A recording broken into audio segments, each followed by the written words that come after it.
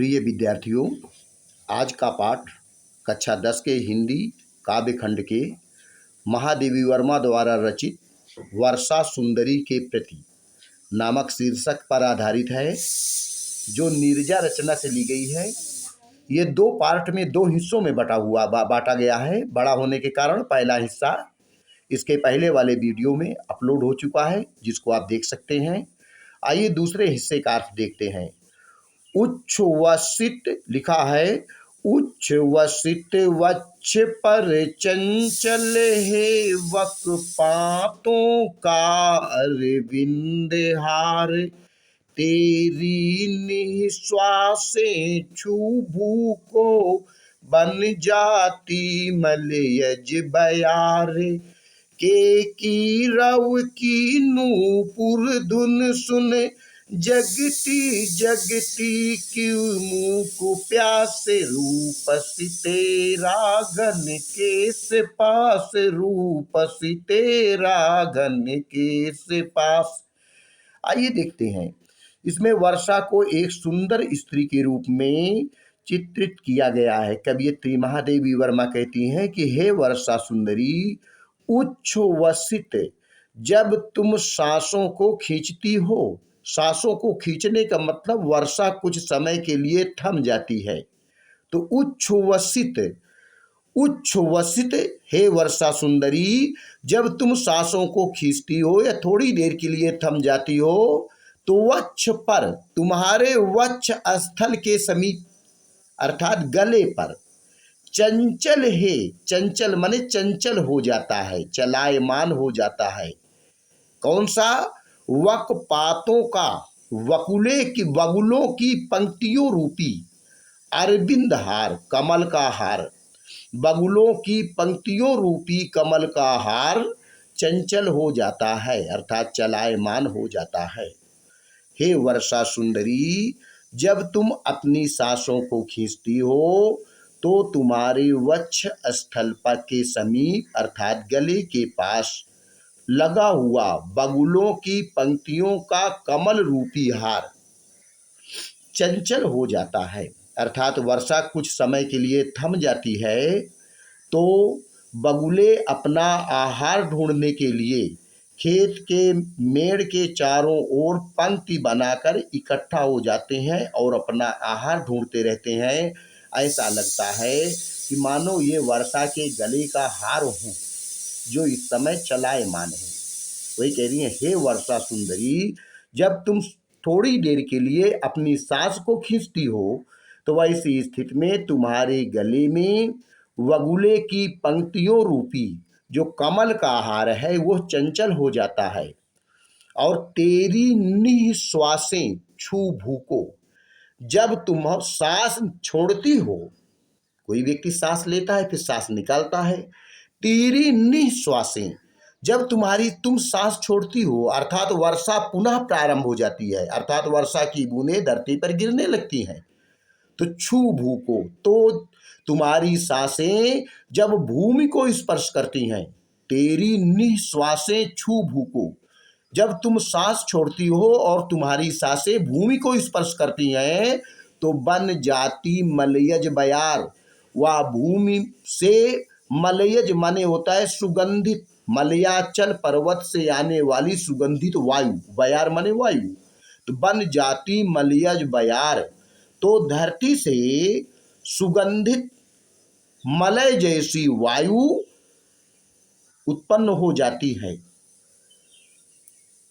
अर्थात बारिश की जब बूंदें धरती पर गिरते हैं, पहली बूंद, कुछ बूंदें धरती पर गिरती हैं, तो धरती से एक सौंधी खुशबू उत्पन्न होती है। उसी को कहते हैं कि जब तुम सांस छोड़ती हो, अर्थात वर्षा की बूंदें पुनः धरती पर होने लगती हैं और तुम्हारी सांसें अर्थात तुम्हारी बूंदें जब धरती को स्पर्श करती हैं, तो धरती से सुगंधित वायु, सौंधी जैसी खुशबू उत्पन्न हो जाती है। और कहते हैं, केकी रव की नूपुर धुन सुन, केकी माने मोर की, रव माने आवाज, मोर की सुरीली आवाज, नूपुर धुन सुनी, वो घुंघरू की आवाज के समान सुन करके, मोर के सुरीली आवाज, घुंघरू जैसी आवाज को सुन करके जगती जगती की मूक प्यास। जगती माने जग जाती है, उत्पन्न हो जाती है। जगती माने पृथ्वी की, धरती की। मूक प्यास, मौन प्यास या सोई हुई प्यास। धरती की जो सोई हुई प्यास होती है वो जग जाती है। अब यहाँ पर जगती जगती शब्द दो बार आया हुआ है। एक जगती का अर्थ है जग जाती है, जागृत हो जाती है या उत्पन्न हो जाती है, जबकि दूसरे जगती का अर्थ होता है जगत, संसार से या धरती से। तो यहाँ पर जगती जगती दो बार आया है, दोनों शब्दों के अर्थ अलग अलग है, इसलिए यहाँ पर यमक अलंकार। यमक के साथ साथ पुनरोक्ति प्रकाश अलंकार भी है, क्योंकि जगती जगती शब्द दो बार आया हुआ है। तो बता रहे हैं केकी रव की नूपुर धुन सुने, जगती जगती की मूक प्यास। यानी मोर के गले से उत्पन्न सुरीली आवाज उस समय नूपुर माने घुंघरू की आवाज जैसी लगती है, और इसे सुनकर जो धरती की सोई हुई प्यास होती है वो प्यास फिर जागृत हो जाती है। रूपस तेरा घन केस पास, हे वर्षा सुंदरी, वर्षा रूपी रूपसी या वर्षा सुंदरी, तेरे घन माने बादलों के समान बालों के समूह हैं। तेरे बादलों के समान बालों के समूह हैं। यहीं पर ये समाप्त हो जाता है। और उसके बाद एक बार फिर से अर्थ बल की देख लेते हैं। उच्छ्वसित वक्ष पर चंचल हे वक पातों का अरविंद हार, हे वर्षा सुंदरी, जब तुम सांसों को खींचती हो, अर्थात थोड़ी देर के लिए तुम्हारी वर्ष बूंदे धरती पर गिरना बंद हो जाती हैं, तुम सांसों को खींचती हो, तो तुम्हारे गले के पास जो बगुलों बक पातों का अरविंद हार, बगुलों की पंक्तियों रूपी जो कमल का हार है वो चंचल हो जाता है। तेरी निश्वासे छू भू को बन जाती मलियज बयार, और जब तुम सांस धरती पर छोड़ती हो, अर्थात वर्षा की बूंदें धरती पर गिरने लगती हैं, तो वो वर्षा की बूंदें अर्थात तुम्हारी सांसें, वर्षा की बूंद तुम्हारी बूंद रूपी सांसें जब धरती को स्पर्श करती हैं तो धरती से सुगंधित वायु चलने लगती है। और कहते हैं केकी रव की नूपुर धुन सुन, जगती जगती की मूक प्यास, और मोर के गले से उत्पन्न सुरीली आवाज नूपुर धुन सुन, पायलों घुंघरू के समान आवाज सुनाई देती है। इसे सुनकर जगती जगती की मूक प्यास, धरती की खोई हुई प्यास, सोई हुई प्यास पुनः जागृत हो जाती है। रूपस तेरा घन केस पास, हे वर्षा सुंदरी, तुम्हारे बादलों के समान बालों के समूह हैं जो बड़े ही सुंदर हैं। अब आइए देखते हैं आगे। इन इस निग्ध लटों से छादे तन, पुलकित अंकों में भर विशाल, झुक सस्मित शीतल चुंबन से अंकित कर इसका मृदुल भाल, दुलरा देना बहला देना ये तेरा शिशु जग है उदास, रूपसी तेरा घन केस पास, रूपसी तेरा घन केस पास।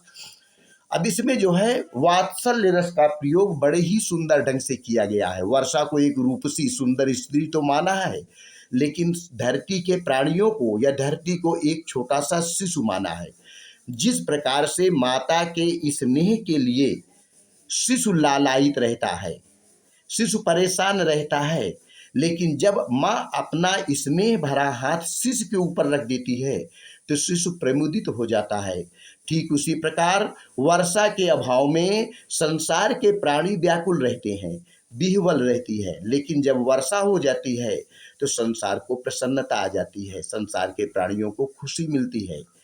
तो यहाँ पर वर्षा को एक सुंदर स्त्री माना है, लेकिन एक शिशु की माँ माना है, और धरती के प्राणियों को शिशु माना है।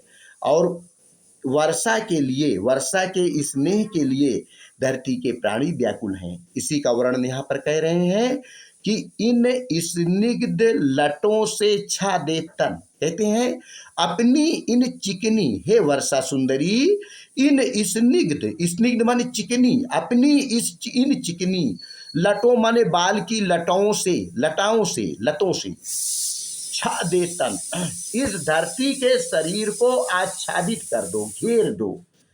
इन स्निग्ध लटों से छा दे तन, हे वर्षा सुंदरी, अपनी इन चिकनी लटों को धरती पर बिखेर दो, अर्थात धरती के शरीर को आच्छादित कर दो। और पुलकित अंकों में भर विशाल, पुलकित माने आनंद के साथ, प्रसन्नता के साथ, अंकों में अपनी गोद में भर विशाल, एक माँ की स्नेहमयी ममता को भर दो। पुलकित अंकों में भर विशाल और बड़े ही स्नेह के साथ, पुलक के साथ, प्रसन्नता के साथ अपनी गोद में माँ की ममता को बच्चों में भर दो।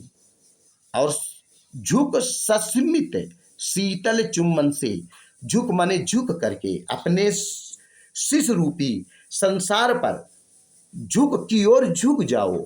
और इसमें सस्मित माने स्नेह भरा, शीतल माने शीतलता से युक्त मधुर चुम्बन, चुम्बन से एक मधुर चुम्बन उस शिशु रूपी बच्चे को दे दो। झुक सस्मित शीतल चुम्बन से, और बड़े ही सस्मित माने स्नेह के साथ इस शिशु रूपी बच्चे पर झुक जाओ और बड़ा शीतल चुम्बन इसको दे दो। अंकित कर इसका मृदुल भाल, और इसका जो कोमल मस्तक है, जो तुम्हारे स्नेह के लिए लालायित है, इसमें एक मधुर चुम्बन दे दो। और इसके भाल माने मस्तक में एक मधुर चुम्बन का स्पर्श कर दो, दुलरा देना, इसे दुलार कर दो। स्नेह भरा हाथ इसके ऊपर रख दो और इसे दुलार कर दो, बहला देना, जिससे इस बच्चे का मन बहल जाए, इस शिशु का मन बहल जाए। जिस प्रकार माँ का स्नेह भरा हाथ जब शिशु के ऊपर पड़ता है तो शिशु के जो है उसका मन बहल जाता है, वो प्रसन्न हो जाता है। तो वही कहते हैं दुलरा देना, अपने इस बच्चे के शिशु के ऊपर अपना स्नेह भरा हाथ इस प्रकार रख दो, इसको कुछ दुलार दे दो, बहला देना, जिससे इस बच्चे का मन बहल जाए।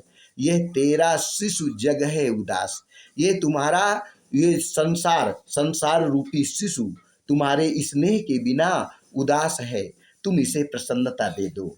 रूपसी तेरा घन के पास, हे वर्षा सुंदरी, तुम्हारे बादलों के समान बालों के समूह हैं, जो बड़े ही निराले और अनुपम हैं। आइए एक बार अर्थ फिर से देखते हैं। इन स्निग्ध लटों से छा दे तन, पुलकित अंकों में भर विशाल, अपनी इन चिकनी लटों को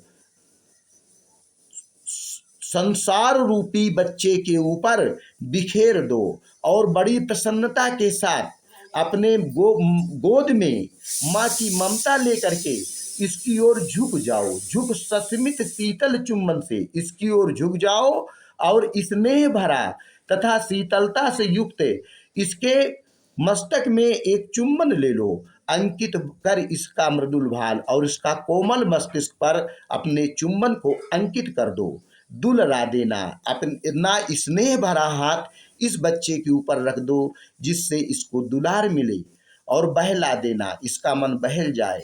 यह तेरा शिशु जगह है उदास, यह संसार रूपी बच्चा तुम्हारे स्नेह के बिना उदास रहता है, इसकी उदासी को दूर कर दो।